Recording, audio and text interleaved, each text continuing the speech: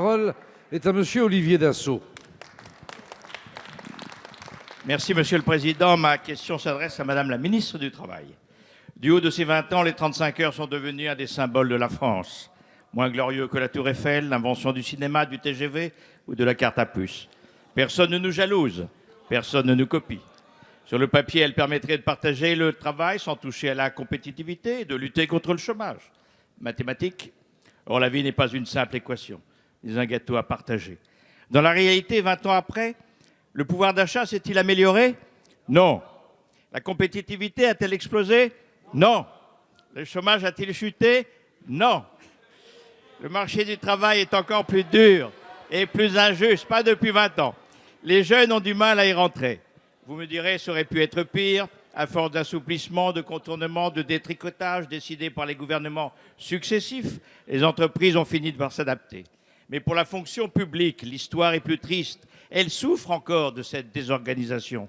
En effet, les 35 heures ont tué les services de proximité parce qu'ils doivent faire autant avec moins.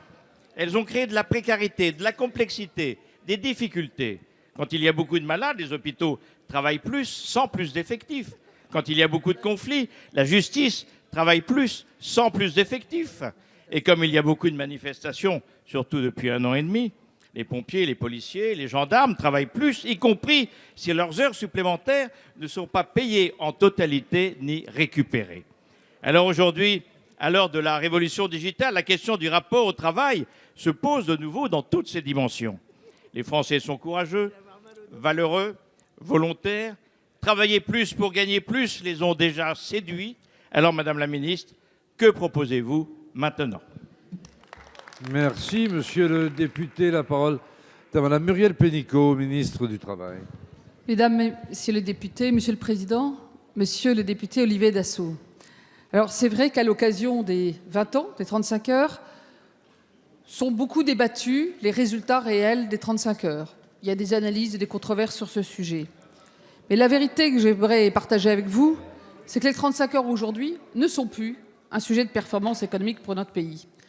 Savez-vous que les salariés en France, en moyenne, travaillent plus d'heures que les Allemands et les Britanniques?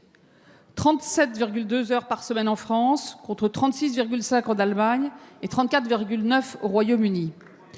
Aujourd'hui, ce sujet s'est réglé par des assouplissements successifs, par des accords des partenaires sociaux, par les systèmes d'heures supplémentaires, par une adaptation au terrain. Et un élément important qui a contribué à ça, ce sont les ordonnances travail d'il y a 2 ans et demi, puisque depuis, on a beaucoup plus de souplesse, à condition d'en avoir un accord d'entreprise ou de branche.